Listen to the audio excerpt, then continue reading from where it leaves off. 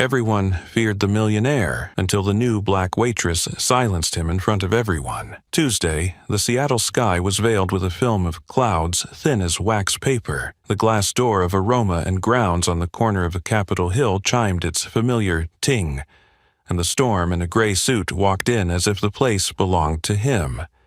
Grant Donovan, 45, CEO of Donovan Construction, sharp cologne, shoes polished like mirrors. Behind the counter, employees exchanged brief glances. Carla Jenkins, 52, barista, single mother of 2, was wiping her hands while keeping an eye on the steaming milk. On the stone counter sat a glass jar of sugar, filled to the brim. Grant picked up the jar, twisted it as if about to perform a trick, then deliberately flipped it over. White sugar spilled in a thick streak, cascading from the counter down to the floor. The jar struck the edge, cracking with a sharp ch. No one laughed. A few students tapping away at laptops lifted their heads in bewilderment. "Pick this mess up with your mouth." Grant spoke evenly, eyes unblinking. Each word slid across the counter like a thin blade.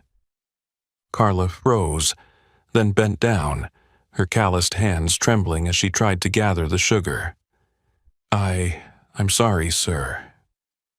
"Call me Mr. Donovan." He leaned in across the counter, his voice just loud enough for the whole room to hear. "There are paying customers here. Respect is basic."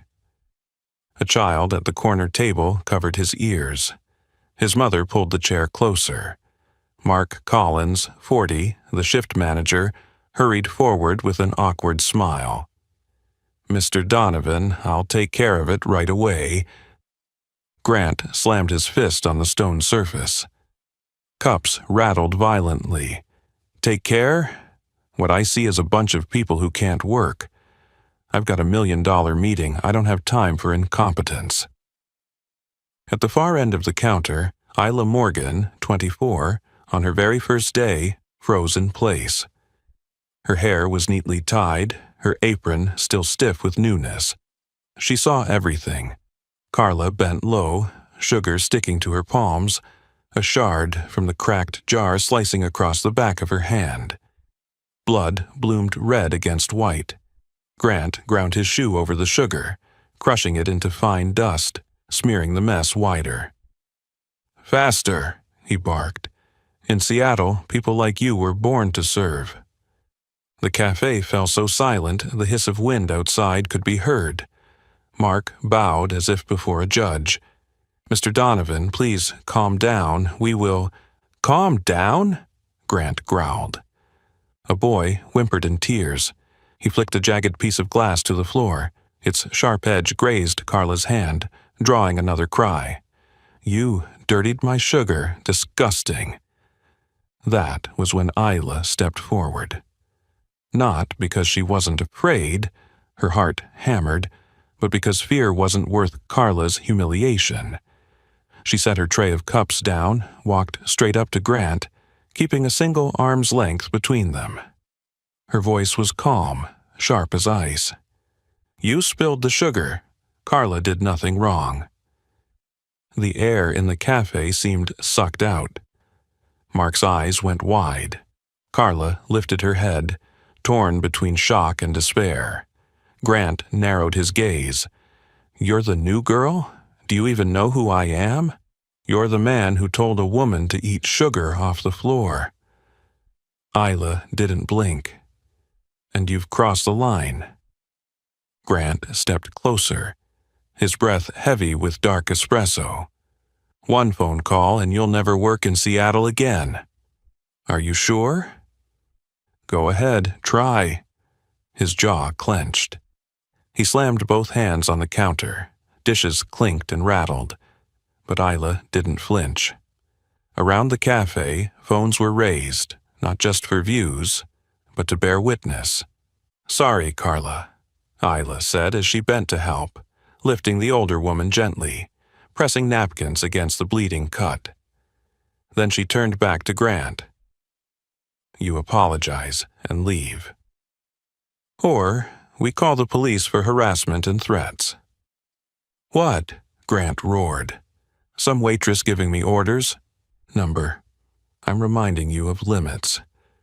Grant ripped his vest straight, grabbed his briefcase, and stormed out, slamming the door so hard the glass quivered.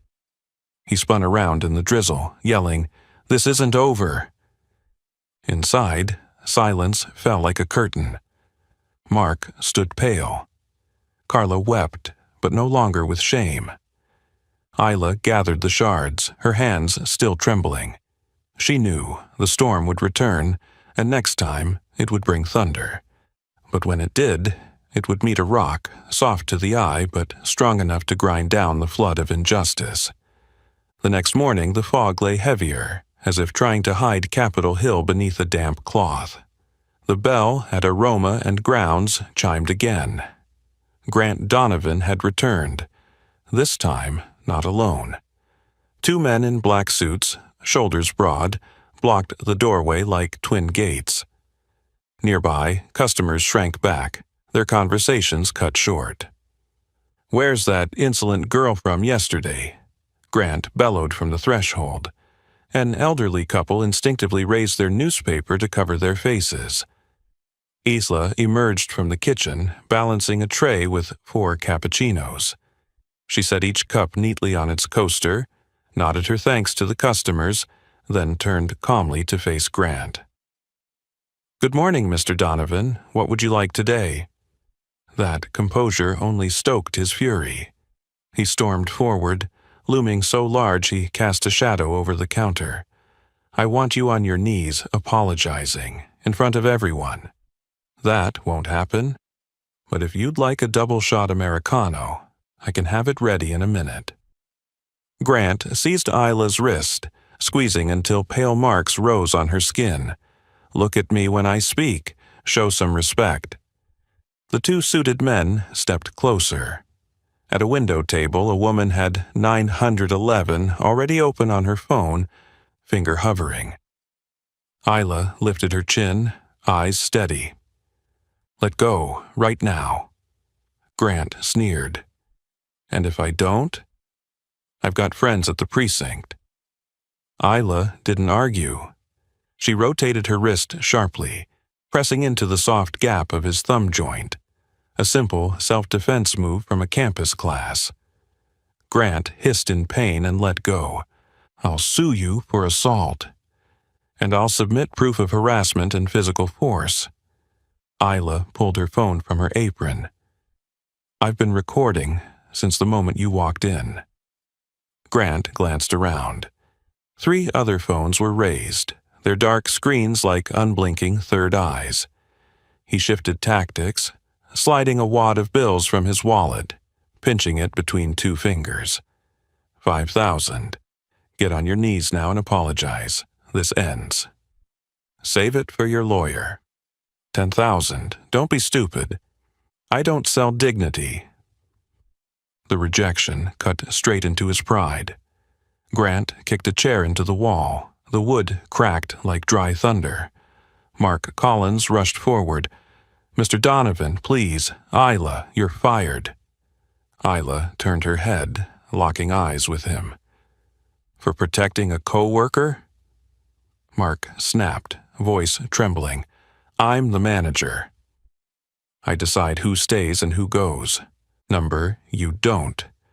A deep, steady voice spoke from the doorway. Robert Morgan entered, navy suit, salt and pepper hair, eyes calm enough to quiet the room. He didn't need to raise his tone.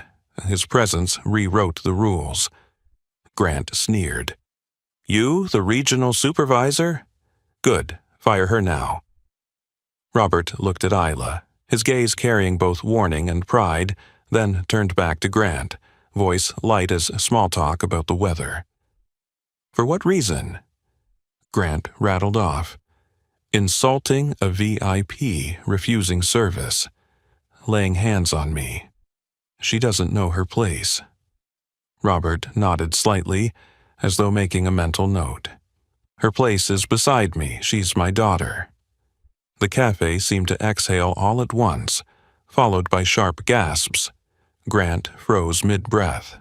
What? Good morning, Dad, Isla said softly. Robert held out his hand. Show me the recording. Isla played the video. Grant's voice, clear as glass. Pick it up with your mouth, filthy poor, not worth respect. The footage showed Carla kneeling, sugar stained with blood, Grant grinding it under his shoe. Carla stepped forward, her hand bandaged. Her voice trembled, but it carried. He's humiliated me many times, poured hot coffee, then iced, over me. Luke Porter, 18, added, Last month, he called me worthless because I was late with one cappuccino. Paula Reed, 30, gripped her receipt. He mocked me as a dreamer student when he learned I was studying nights. Grant lashed back desperately. They're lying, all of them, a setup to smear me. Robert shook his head slowly. No, Mr. Donovan, we've endured long enough. My conclusion, as of now, you are permanently banned from every Aroma and Grounds location. Your photo will be sent to every manager. Step inside and we call 911. Grant growled, eyes blazing, but the crowd no longer feared him.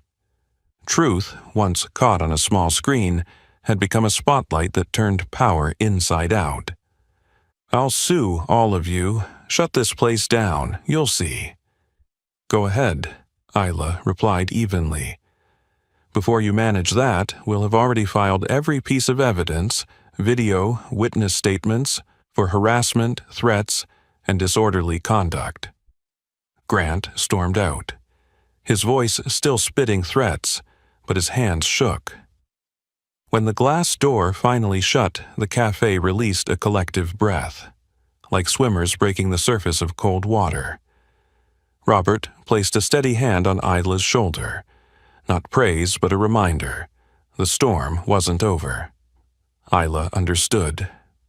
A man like Grant wouldn't accept defeat easily. He would find another way. Bribes, supply cuts, staged accidents. All the dirty tactics money could buy. But at least, for today, in this damp Seattle corner, the line had been drawn sharp and clear. Customers paid for coffee, not the right to degrade human dignity, and a modest cafe had managed to raise an invisible shield with 3 fragile-looking things: evidence, unity, and one person brave enough to say no. In his glass-walled office overlooking Elliott Bay, Grant Donovan set his phone on the desk, a thin smile like a knife's edge. He dialed one number after another, his voice slick as oil. The first call, Department of Health. There are rumors Aroma and Grounds has sanitation issues, milk temps, machine sterilization, cold storage. A sniff on the other end. Thorough inspections are costly. Grant didn't bother circling. $5,000 for a thick report. $10,000 if you shut them down for a week. We'll be there in the morning. The second call, suppliers. Arabica shipment late? I'll bump my Donovan hospitality orders. Just don't deliver to Aroma and Grounds this week. 15 minutes later, milk was also stuck, then sugar.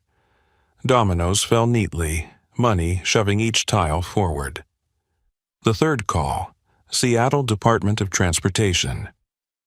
That sidewalk stretch in front of the cafe needs to be sectioned for temporary work, just a week.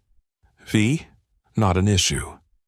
The last call, Mark Collins, the recently fired manager. In a grocery store lot, Grant slid a $15,000 envelope across. Stage a few mishaps, spills, expired milk claims, hair and pastries. Light, subtle, natural. Mark swallowed hard, staring at the envelope like a lifeline. If just a few accidents. Exactly, just accidents. A lesson in respect.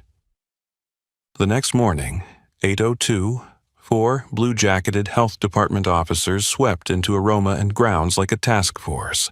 Thermometers plunged into milk jugs, flashlights probing grinder seams, clipboards scratching furiously.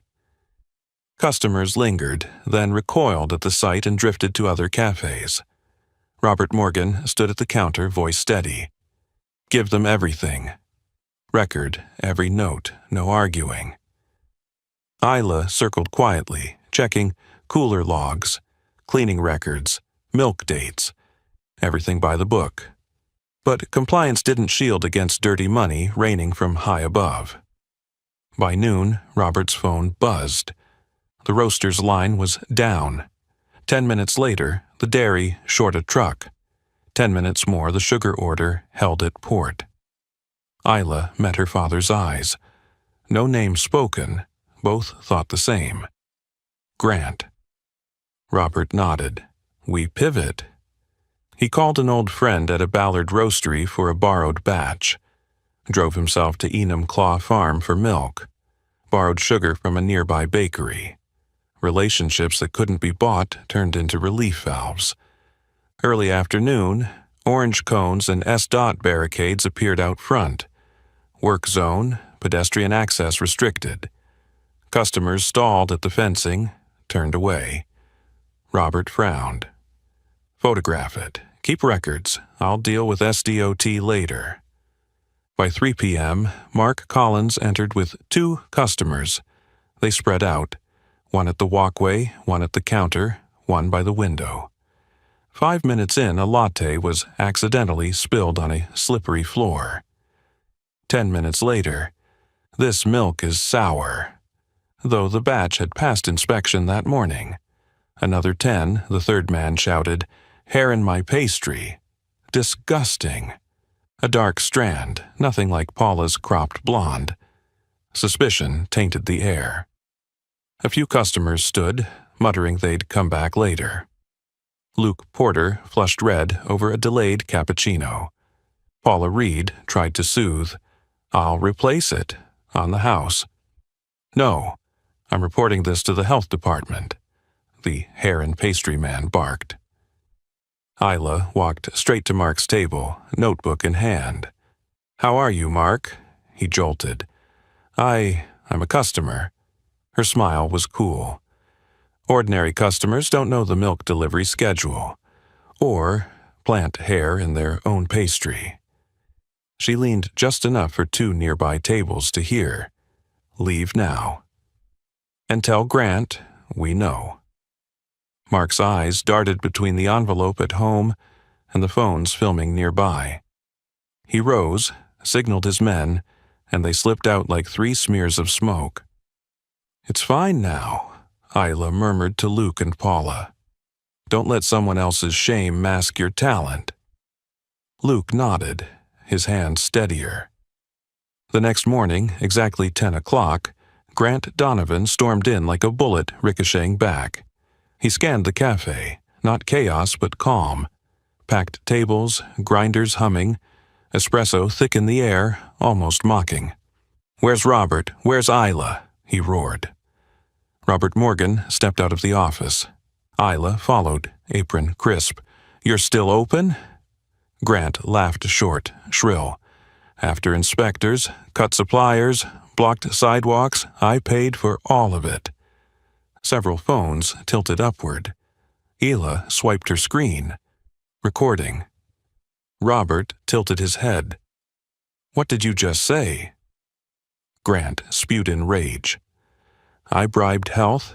I bought suppliers. I paid Stott to choke the street. Mark II, $15,000 to dirty this rat hole. Satisfied? His words cracked like a dam breaking. All eyes snapped to Isla's phone, recording quietly. Her voice cut clear. Bribery, commercial sabotage, conspiracy. All being documented. Grant flushed scarlet. I have money. In America, money fixes everything. He leaned closer, chin raised. You're dead to me. And then it hit. A searing pain like a vice clamped his chest. Grant staggered, clutching his heart, sweat breaking cold. He tried to spit one last curse but only wheezed. "Call 911, Isla commanded, sharp as a sergeant. "Clear space. Move this table. Carla, clean towels. Paula, doors." She tore open his shirt, placed both hands center chest, and began compressions steady rhythm. 1, 2, 3. It wasn't performance but choice, to save a man who minutes earlier had confessed to crushing her. The crowd edged back into a circle, eyes locked on Isla's hands driving life into him. From outside, the scream of SFD Medic 1's siren slashed through drizzle. Isla didn't look up. She whispered firmly, evenly, "Breathe, Grant. You won't die in my cafe today." The wail of the siren tore in like a cold blade of fire. SFD Medic 1 appeared through the rain. 2 paramedics pushing a stretcher, another carrying the ALS pack, his voice firm. "Keep the rhythm. Good, we'll take over now." Paula held the door. Robert guided the crowd. Carla handed over fresh towels. Isla shifted left, still compressing until the medic clipped on the monitor, wired leads, and nodded. "We've got a pulse back. Well done." He looked directly at Isla. Without timely CPR, he wouldn't have made it. As the stretcher rolled by, Grant opened his eyes, dazed, ceiling light spinning above him. One fragment stuck, the face of the young woman gasping for air, Isla, the one he had tried to destroy that very morning. The ambulance doors slammed shut. The siren rose again, carrying him toward Harborview Medical Center. The ER waiting room stretched time like pulled taffy. Isla sat, wrists still red where he'd gripped her. Robert handed her a cup of water. Luke and Paula arrived, eyes still wide with shock. Carla placed a hand on Isla's shoulder. "Sweetheart, you just pulled someone back from the edge." Isla exhaled. "I just did what was right." After an hour, Dr. Henry Lawson, cardiology, appeared. "He's stable for now, likely acute coronary syndrome. Early compressions made the difference. We'll keep him under close watch in CCU." His gaze turned to Isla. "You were calm, decisive." "Exactly right." On the recovery bed, Grant stirred to the steady beep of monitors. The white glare was no longer a crown of power, but the neutral ceiling of a hospital room. In the polished steel reflection, he saw his own eyes, tired, hollow, afraid. Not afraid of charges, but of the truth. Money hadn't bought him that heartbeat. After examining him, Dr. Lawson spoke slowly. "Mr. Donovan, you're very fortunate. The cafe staff gave excellent CPR. Now you need less stress, a different lifestyle. But there's one thing I can't prescribe, a new way of seeing the world." He gave a weary professional smile. "That part is up to you." When the door shut, Grant lay alone with the machines. Images replayed. The spilled sugar jar, the insults, the $15,000 envelope, inspectors' clipboards, S-dot barricades, Isla pressing life back into his chest. A strange sensation rose, not shame as usual, but defeat. 45 years of using money to crush others. 6 minutes of surviving only because of the hands of someone he had called just a waitress. He turned his head, closed his eyes, and for the first time in years, let fear move through him without striking back. He reached for his phone, called Carl Benson, his attorney. "I thought you'd still be in the OR, Grant." "Carl, cancel everything. Every suit against Aroma and Grounds, Robert, Isla, the staff, drop them all. You're still emotional from surgery? We've got a strong file on insulting VIP clients. No. Draft apologies, notarized, send them to each. Carla Jenkins, Luke Porter, Paula Reed, Robert Morgan, Isla Morgan, and Carl," Grant's voice rasped. "I'll take responsibility for what I did, bribery, commercial sabotage. Work with the city attorney or King County, I'll confess." Grant, that's legal suicide. Maybe, but it's right. Silence on the line stretched taut. Then Carl sighed. All right, I'll draft the papers. But once filed, there's no going back. No going back. Grant hung up, staring at the ceiling. He felt drained, but inside the exhaustion was a hollow lightness, as if a burden had finally been set down after half a life of carrying it. That afternoon, Robert Morgan arrived, a simple fruit basket in hand. He stood by the bed, no smile, no scowl. How are you? Grant struggled upright. Thank you for coming. Isla said I should. She said anyone sick deserves a visit. The two men were quiet a moment, listening to rain against the glass. Grant spoke first. I'm sorry, not the kind of sorry to dodge consequences. I was wrong. Robert didn't hand out absolution. He cut straight. Are you changing out of fear or out of understanding? Grant looked at his hands, bare for once, without the Rolex that had weighed like a shackle. Part fear, but when I collapsed, I saw Isla pressing on my chest, saving me, right after I had declared I wanted to destroy her. And she chose to save. In that moment I understood the thing I've been missing isn't power. It's humanity. Robert leaned lightly against the bed rail. Real change doesn't come from a speech. It comes from taking responsibility day after day. I've already called my lawyer. I'll withdraw everything, send apologies, compensate suppliers I squeezed, repay what I owe. And my employees, I want to apologize in person, at the cafe, in front of everyone, if you'll allow it. Robert nodded slightly.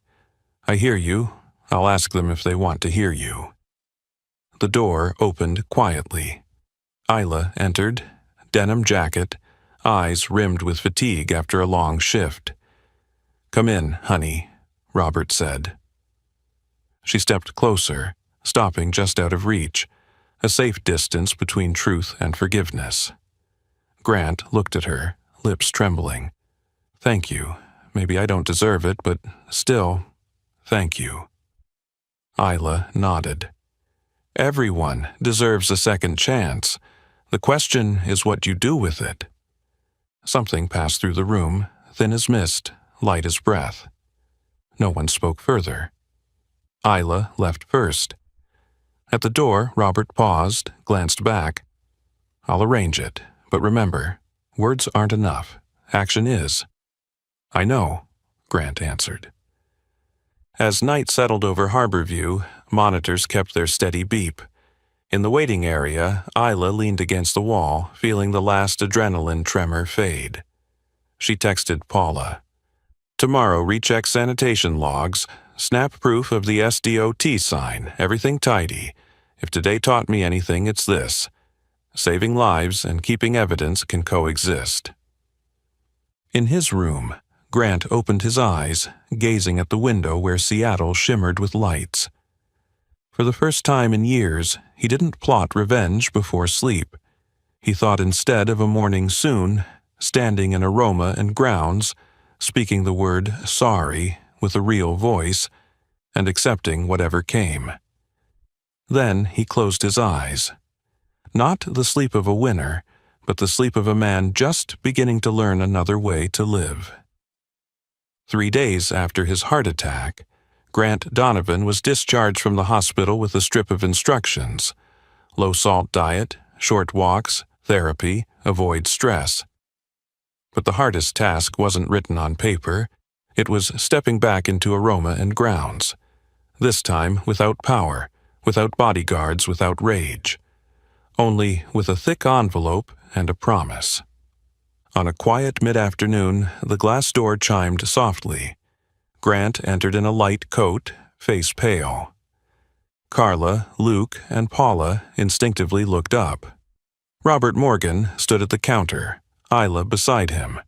You've arrived at the agreed time, Robert said, voice even. Before you speak, Let's be clear. No recording unless staff agree. No arguments. If you shift blame, this meeting ends." Grant nodded, placed the envelope on a round table at the back. "I'm here to apologize and take responsibility. No buts." He opened the envelope. Inside were 5 notarized letters stamped in blue, along with receipts showing filings with the city attorney's office. "I've withdrawn every claim I once threatened. I've confessed to bribery and commercial sabotage.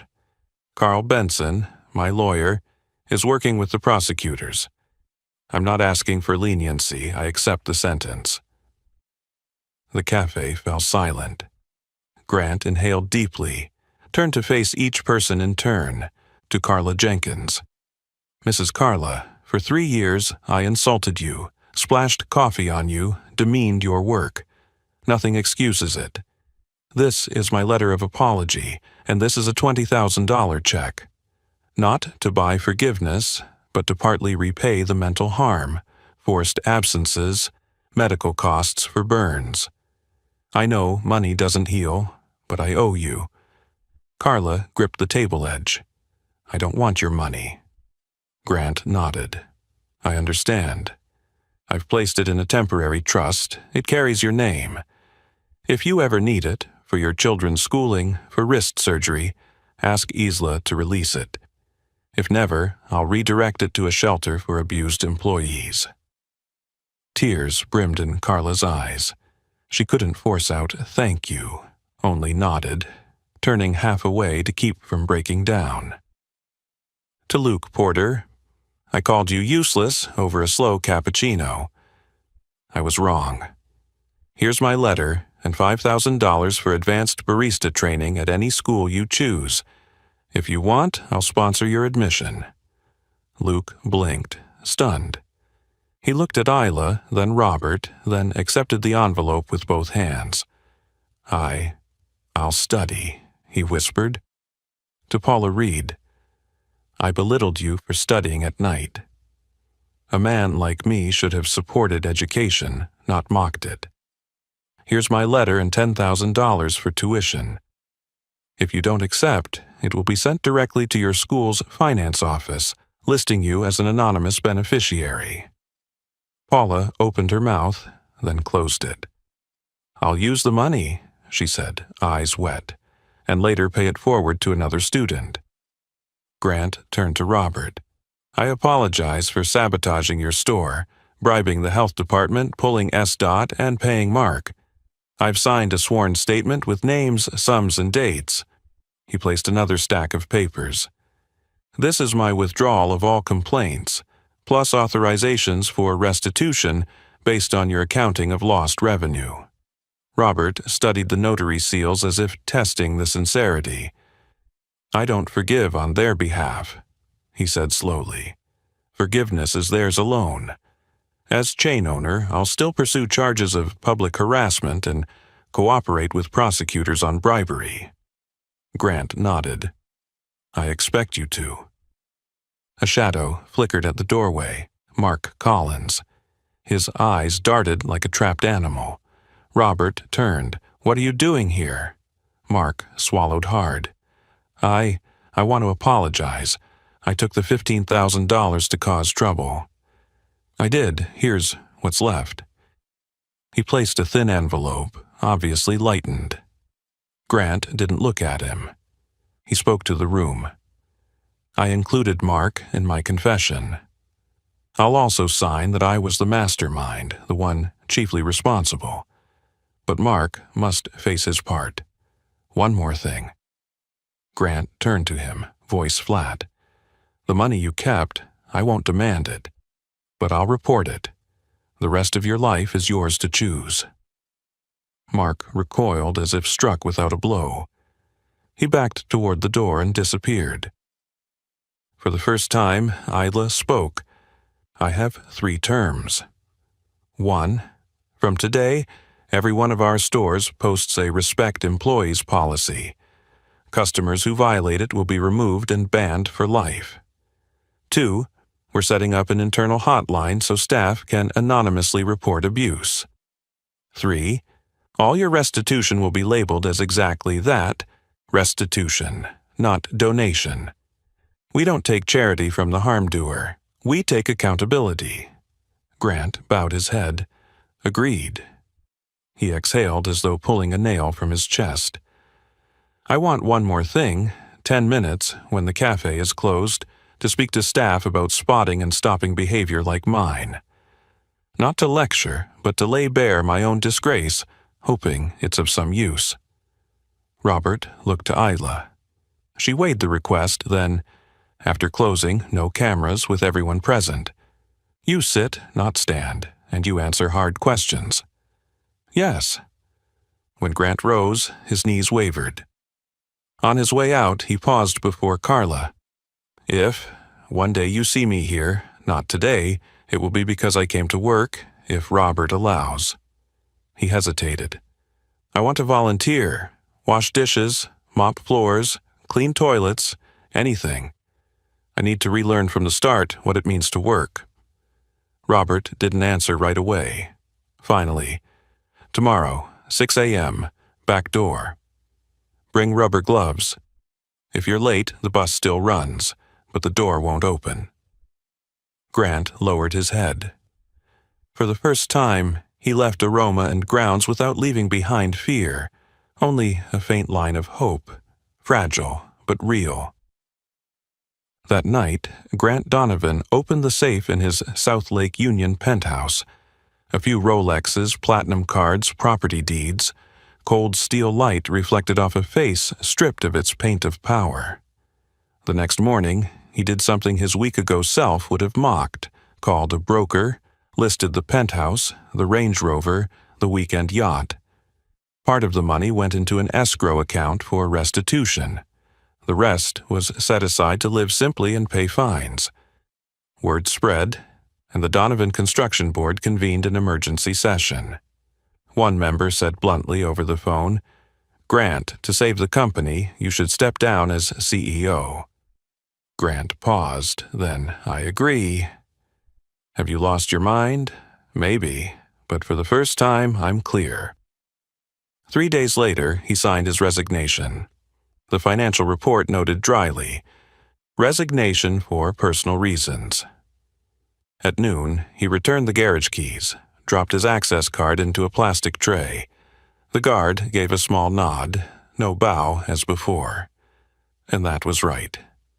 He moved into a 2-room apartment near Bus Line 49, furnished with a single wooden bed, a folding table, and an electric kettle.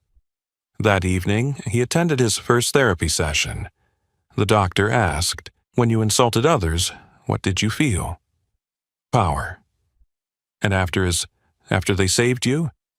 Grant looked at his hands, empty, then ashamed, and light.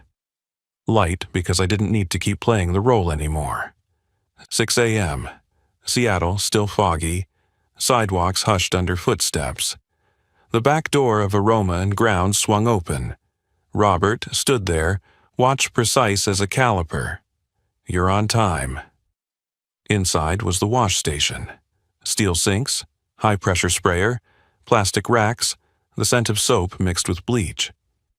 Luke handed Grant a plastic apron and gloves. "Put these on." 3 sinks, rinse, wash, sanitize. Quaternary solution must stay 200 to 400 parts per million. Test strip should read faint purple. Grant nodded, no boasting, no pretense.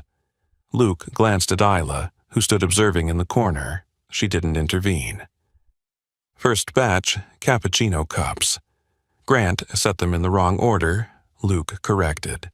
"Don't stack cups wet. They'll mold." "Got it. And don't dump coffee grounds down the drain. You'll clog the trap." "Understood." Luke's tone was dry, instructional, but in his eyes something softened. The man who once called him useless was learning from him. The bathroom was the next trial. Carla handed Grant a bucket, brush, deodorizing solution. Top to bottom, mirror, sink, toilet, then floor, not the other way around. Grant knelt, rubber gloves crinkling at the wrists. The ammonia sting burned his eyes. He worked slowly, methodically. The door opened. A male customer startled at the sight of Grant, the former boss, scrubbing tiles. Grant looked up, voice plain. "Sorry about the smell. I'll be done quickly." Back at the sinks, Paula dropped off a tray of plates. "We're short on clean towels. I'll leave these here." "Thank you." She froze half a beat. The words "thank you" sounded strange coming from him. By 8:30, customers filled the cafe. Grant slipped to the stockroom, hefted 25-pound bags of beans onto shelves. Once, he'd have seen this as someone else's job. Now, every lift reminded him that work wasn't giving orders. Sweat dampened his collar. Isla passed by, flicked on the ceiling fan. "Don't strain," she said, not mocking.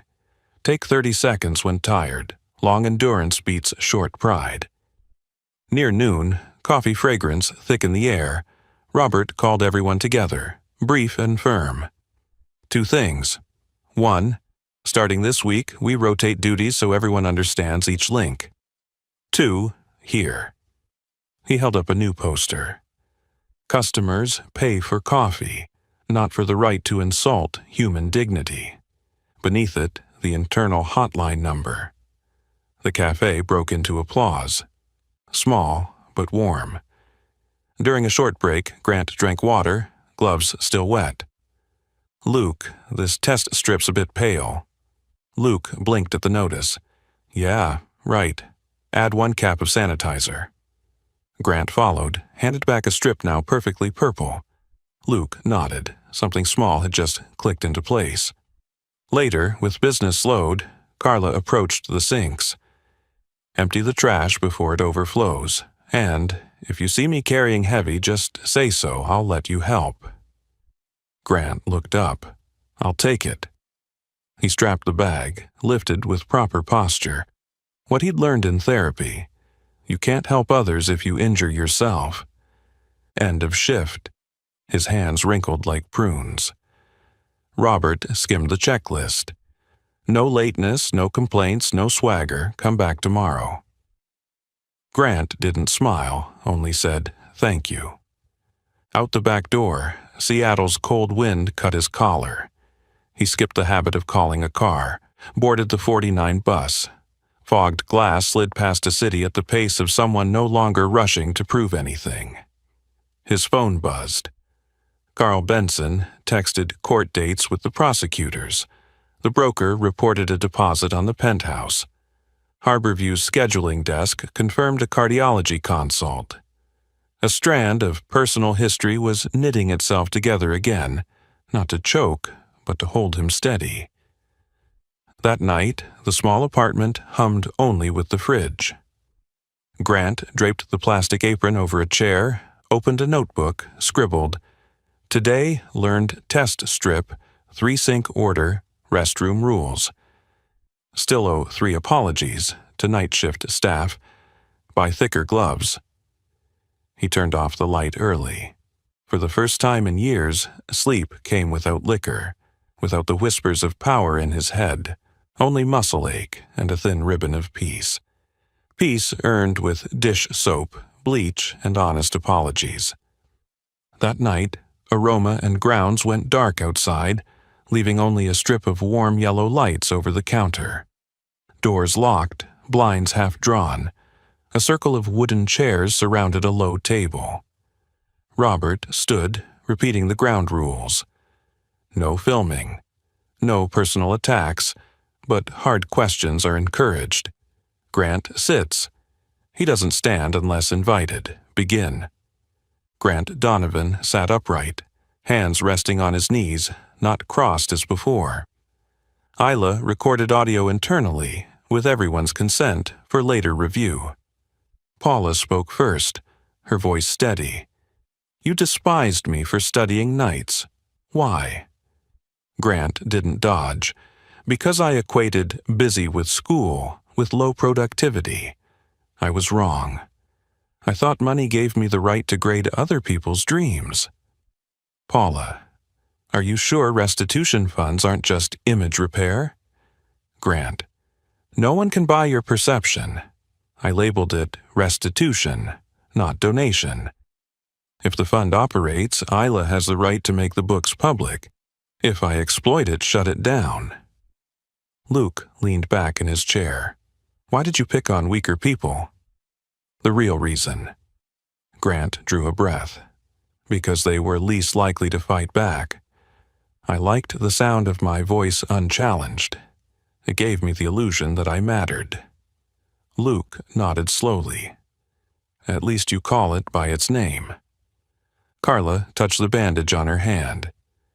If one day you lose control again, what keeps you from turning back into the old Grant? Grant. I signed a safety plan with my therapist.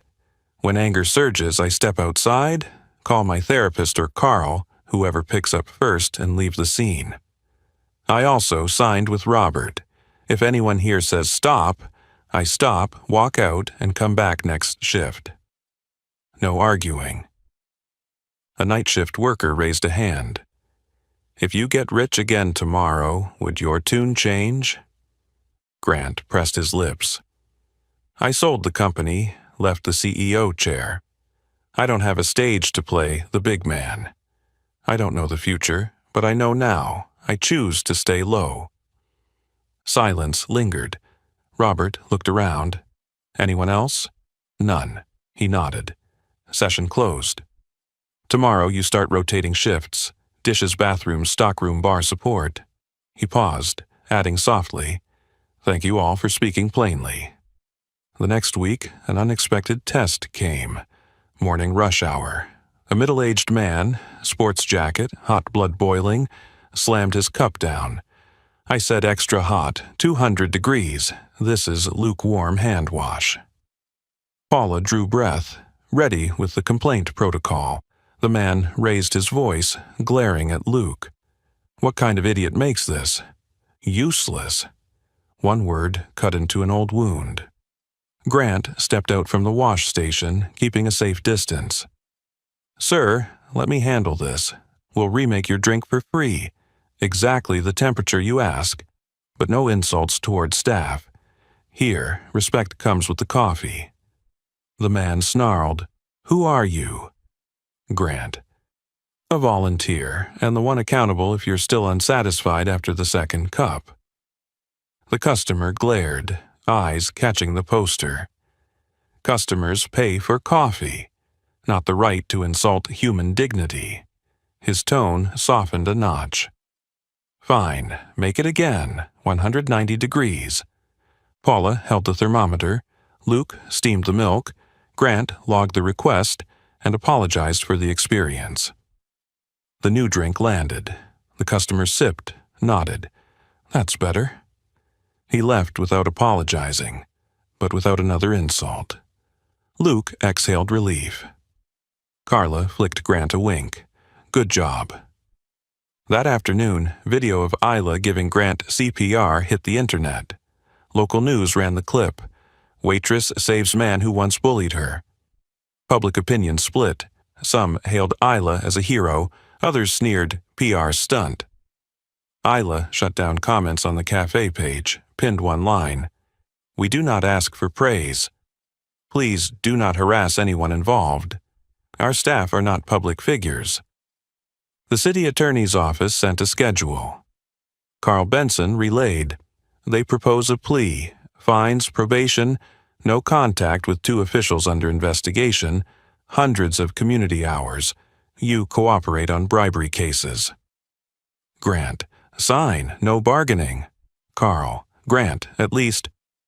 Grant. I've already taken too much of their time. At evening therapy, the doctor asked, Today, did you feel the pull of power again? Grant thought, yes, when the customer yelled at Luke. I wanted to slam the table, but I chose the line, I take responsibility. That line reminded me my heart had stopped. The doctor nodded. Keep that line, it's your new anchor. A week later, Aroma and Grounds held its first internal training. Designed by Isla and Robert, responding to abuse, 3-step boundary method, remind, warn, end service, script for verbal harassment, safe documentation protocol. Grant sat in the back, taking notes. During role play, Isla suddenly pointed, "Grant, you play the difficult customer. Carla, Luke, your staff." Grant played difficult just enough, not exaggerated. Carla followed the formula.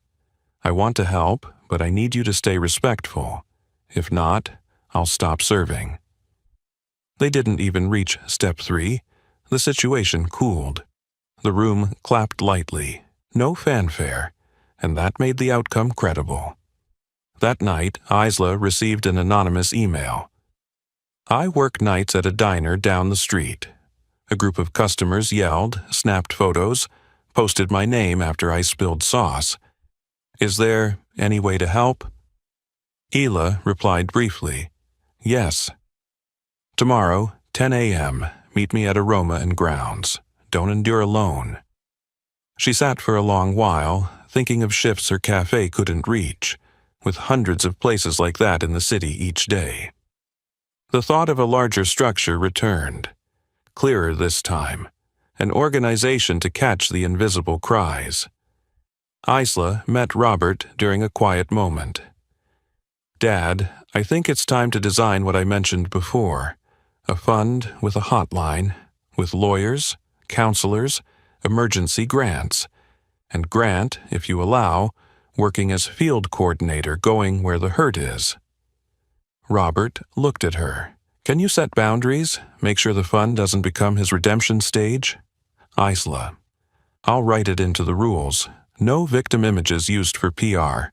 Full monthly transparency, independent board oversight." Robert nodded. Then, "Start writing." On the bus ride home, Isla looked out through fogged glass. Seattle sprawled in lights like a map of opportunities layered over wounds. Somewhere, someone was still being told to pick sugar off the floor in a bully's imagination. She texted Grant, "Tomorrow, 7 p.m., draft charter. Bring a listening head." Grant replied with only 3 words, "I will listen." The first draft unfolded in a quiet corner of the cafe. Isla spread out papers, typing steadily. Grant sat still, never interrupting, speaking only when called on. Robert stood behind, skimming, occasionally adding a real-world note. Organization name, Second Chance Foundation. Type, nonprofit, applying for 501c3 status. Mission, to protect dignity in the workplace by providing legal, psychological, and emergency financial support, as well as job transition, especially for service workers, restaurants, retail, janitorial. Red line principles, Isla read aloud. No victim images, details used for PR. Monthly financial transparency. Publish all transactions greater than $500. Independent board, 5 members. A labor lawyer, a trauma therapist, a service union rep, a respected small business owner, and a survivor. Robert serves as a non-voting advisor to avoid conflict of interest. Grant's restitution kept separate from operations, in a restricted fund only for Donovan. Case victims.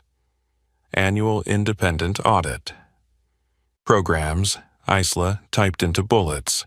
24/7 hotline, starting 12-24 hours depending on budget. Staffed with trauma-trained. Responders. Therapy vouchers. First 6 sessions free with partner therapists. Legal aid, network of labor lawyers offering pro bono or low bono support. Help with. Complaints, evidence logging, negotiations. Emergency fund, $500 to $1,500 grants within 30 days.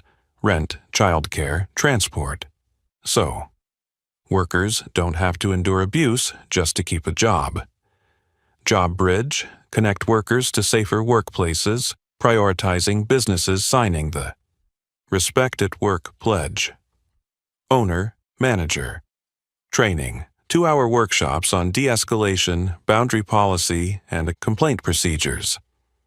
Roles, Isla Morgan, President, CEO. Unpaid for 6 months. Later, board decides. Grant Donovan, Field Coordinator. Handles difficult cases, field observation, risk, reports, no press, no money handling. Robert Morgan, Honorary Advisor, Opening SME Networks.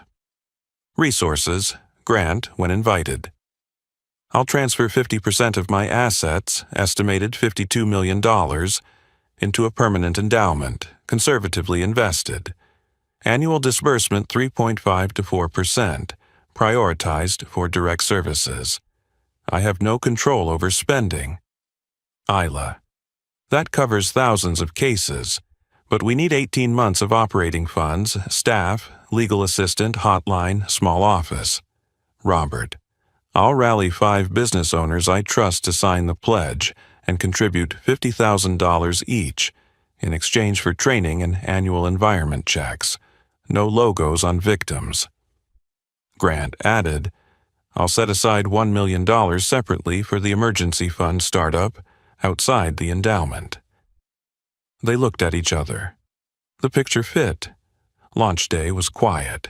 No MC, no LED backdrop. Just a handwritten sign. Second Chance Foundation. You're not alone. Isla spoke briefly. We're not here to rescue anyone. We stand beside them.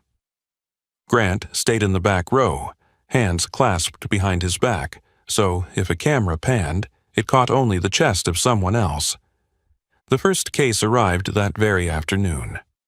Maya Ortiz, 26, diner waitress, single mom, the one who had emailed Isla. She recounted nervously, 3 male customers cursed, snapped photos when I bent down, posted online calling me airhead. My manager told me to just put up with it, they're regulars. Isla handed her the script. We document, time, shift lead's name, screenshots. Grant goes with you, observes from the counter, doesn't confront. That night, they entered the diner as ordinary customers. Grant sat near the bar, watching interactions. When the 3 men returned, the mockery began again. Isla signaled Maya to apply the 3 steps. 1. I want to serve you. Please stay respectful. 2. If it continues, I'll stop serving and call the manager. 3. When abuse persisted, Isla stepped in. I'm with Second Chance. State law allows refusal of service when harassment occurs. If you don't stop, we'll ask you to leave and help staff file a report. The manager, initially avoiding, was quietly pulled aside by Robert, who had slipped in unnoticed. You signed the pledge. You got free training. Now honor it. In front of customers, the manager sided with Maya. The men barked a few more seconds, then left. Not a dramatic victory, just a boundary restored. After the shift, Maya wept. I thought I'd have to endure forever. Turns out I can say no.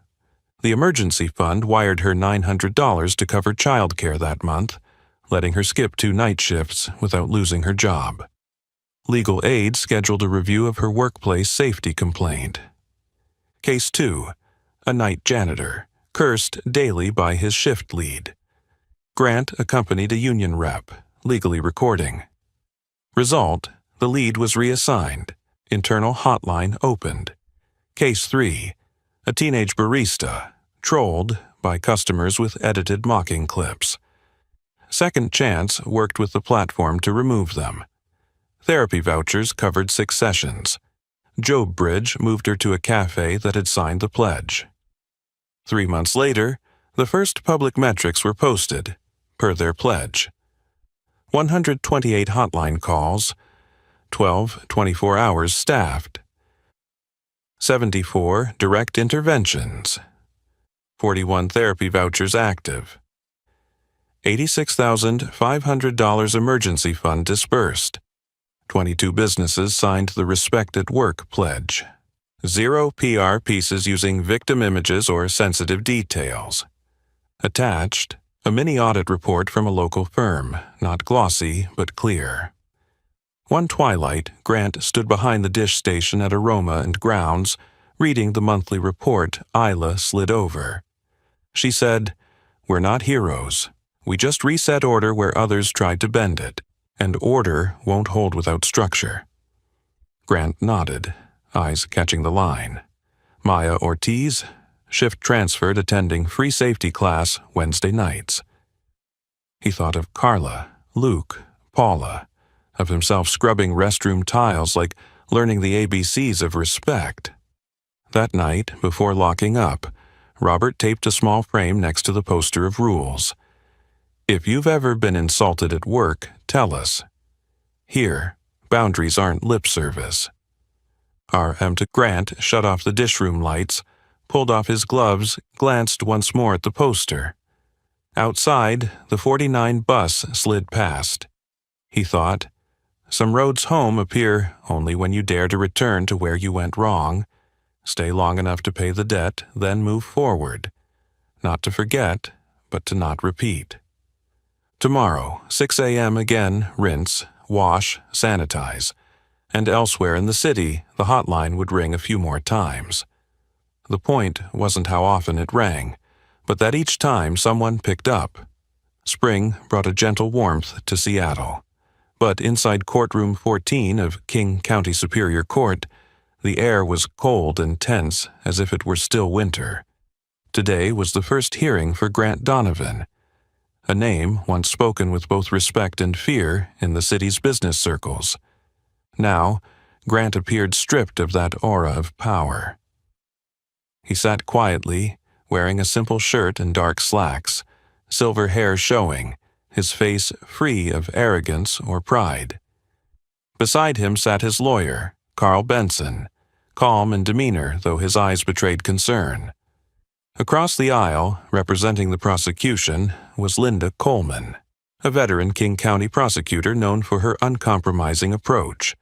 Wealth and power never shielded anyone from her scrutiny. She stepped to the podium, her voice sharp and commanding. "Your Honor, we are here today because of a series of deeply troubling and dangerous actions committed by Mr. Grant Donovan. Acts of harassment, commercial sabotage, and bribery of public officials intended to crush a family-owned business in Seattle. The evidence is clear. What makes this case unusual, however, is that Mr. Donovan himself has admitted full responsibility." She turned, fixing Grant with a probing look before continuing. "Yet an admission of guilt does not erase the harm done to this community, nor to the individuals who suffered at his hands. Today's proceeding, Your Honor, is about determining what justice requires." The first witness to take the stand was Carla Jenkins. The woman Grant had humiliated walked slowly forward, her hands trembling slightly. She looked toward Grant before speaking in a quiet but steady voice. "I'm Carla Jenkins. I've worked at Aroma and Grounds for 8 years. For the past 3, every time Mr. Donovan entered that cafe, I was terrified. His insults, the way he deliberately spilled hot coffee on me, turned my work days into a constant state of fear. I thought about quitting many times, but I had children to feed. I don't believe an apology alone can undo the damage, but I do appreciate that he has finally accepted responsibility." When Carla stepped down, silence filled the room. Next came Luke Porter, the young barista. He took a deep breath before speaking. "I'm only 18. I don't know much about life yet. But every time Mr. Donovan insulted me in front of coworkers and customers, my self-respect took a hit.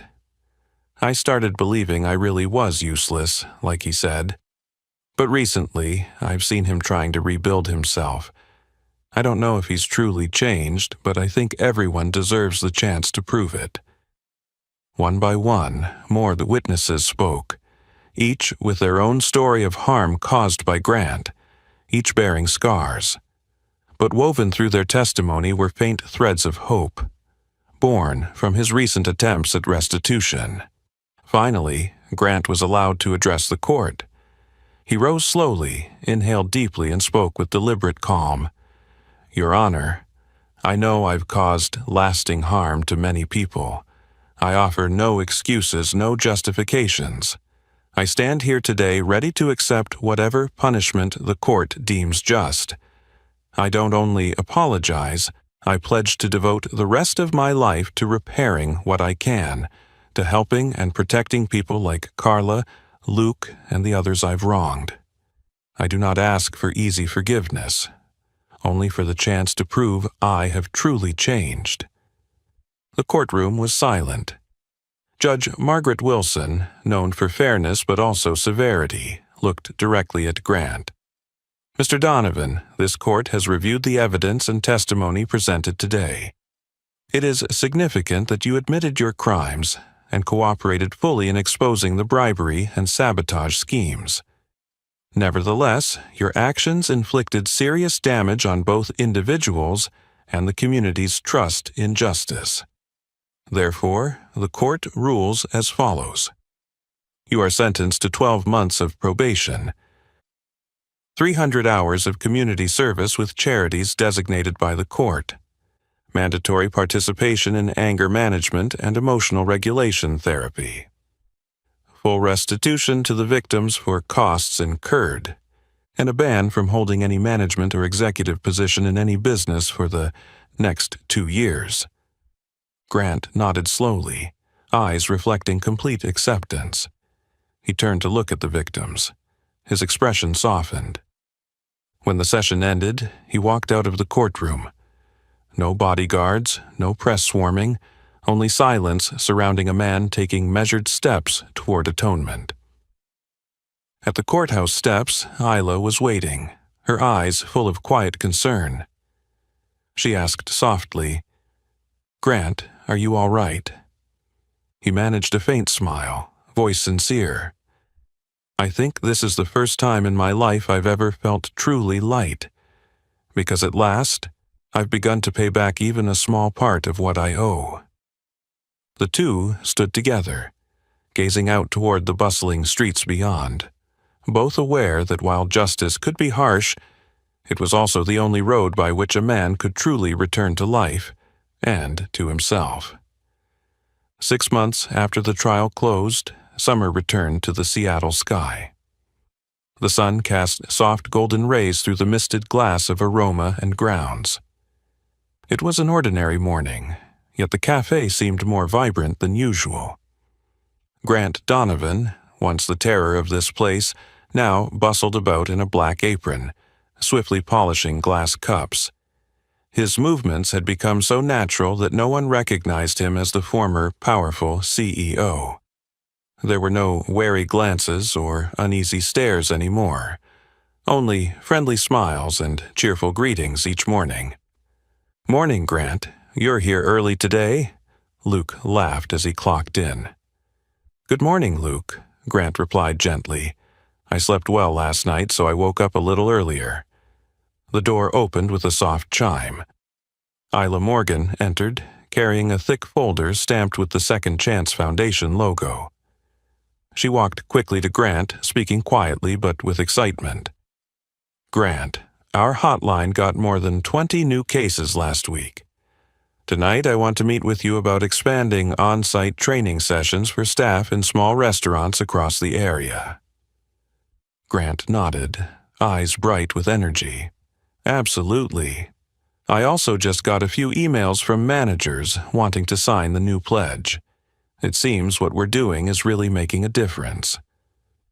Just then, Robert Morgan stepped out of the small back office.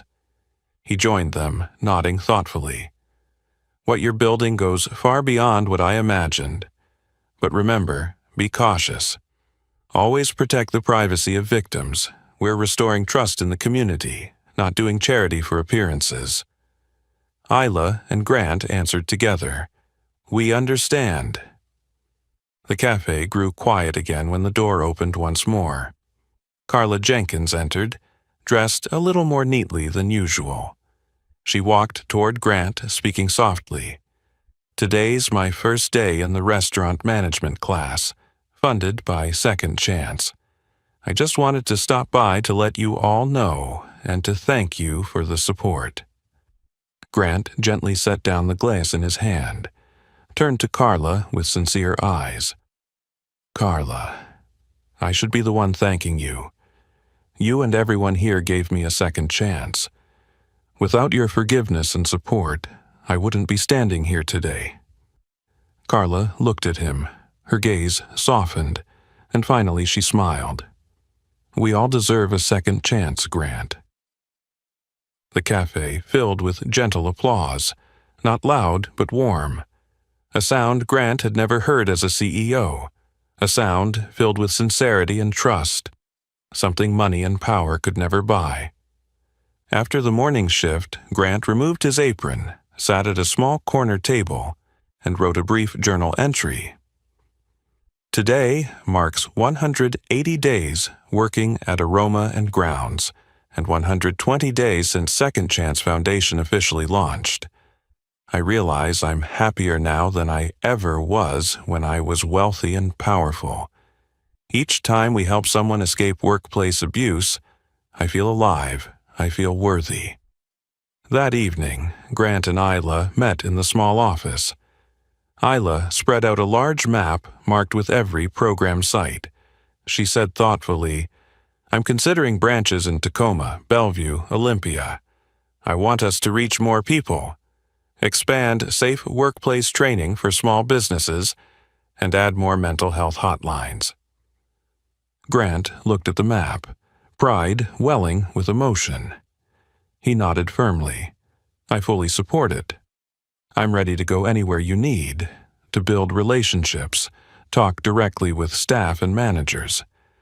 I believe face-to-face listening will be the key to lasting trust."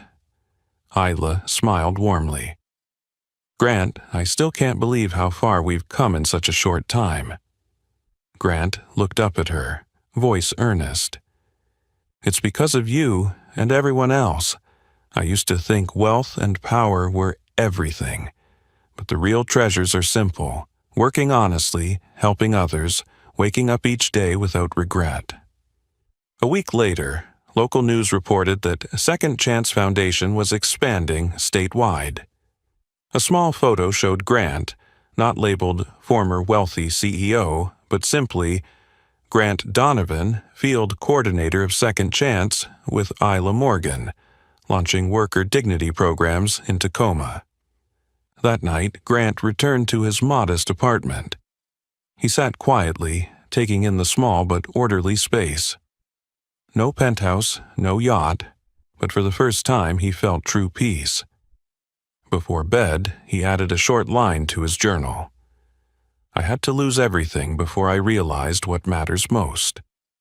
Dignity, kindness, and the awareness that every action touches someone else's life. From today until the end, I will never forget this lesson." He closed the notebook, more at peace than he had ever been. Tomorrow, he knew he would rise again, board the familiar number 49 bus, and continue the search for life's true meaning, one he had only just begun. Thus ended the journey of Grant Donovan, from a powerful millionaire to a humble man rediscovering himself through compassion and respect. Sometimes the greatest mistakes open the doors to the most valuable changes. What do you think about Grant's story? Does everyone deserve a second chance no matter what they've done? Share your thoughts in the comments below. If you found this story meaningful, don't forget to like, share, and subscribe so you won't miss the next inspiring story. Thank you, and see you next time.